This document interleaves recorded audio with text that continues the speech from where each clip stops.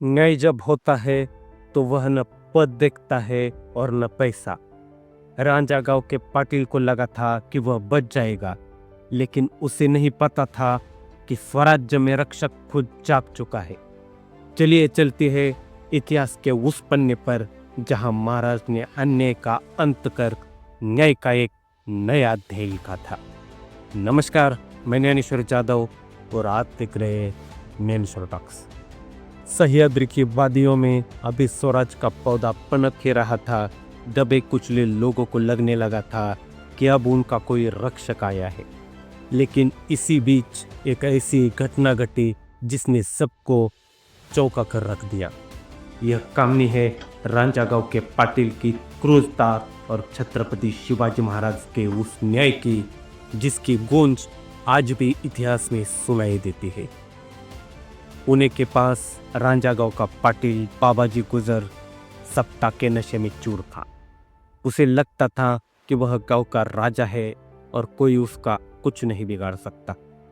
एक दिन उसने अपनी शक्ति का दुरुपयोग करते हुए गांव की एक असहाय महिला की मर्यादा भंग की। उस दौर में सामंतों द्वारा प्रजा पर जुल्म करना आम बात थी, लेकिन शिवाजी महाराज एक ऐसा राज्य बनाना चाहते थे जहां गरीब से गरीब व्यक्ति भी सुरक्षित महसूस करे। जब यह खबर युवा शिवाजी महाराज के पास पहुंची तो उनका खून खोल उठा।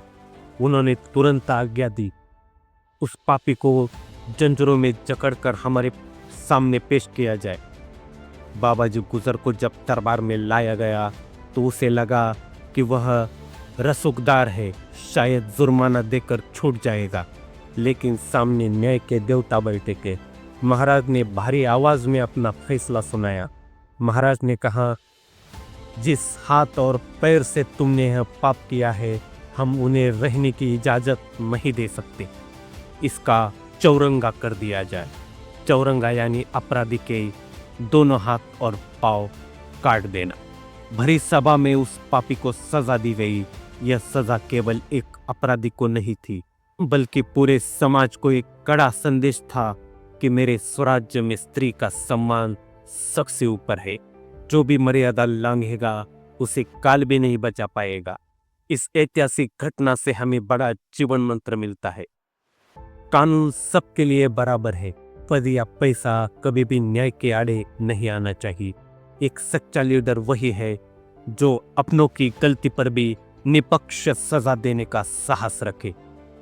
अगर यह कहानी आपको अच्छी लगी हो, लाइक करो और सब्सक्राइब करो। धन्यवाद।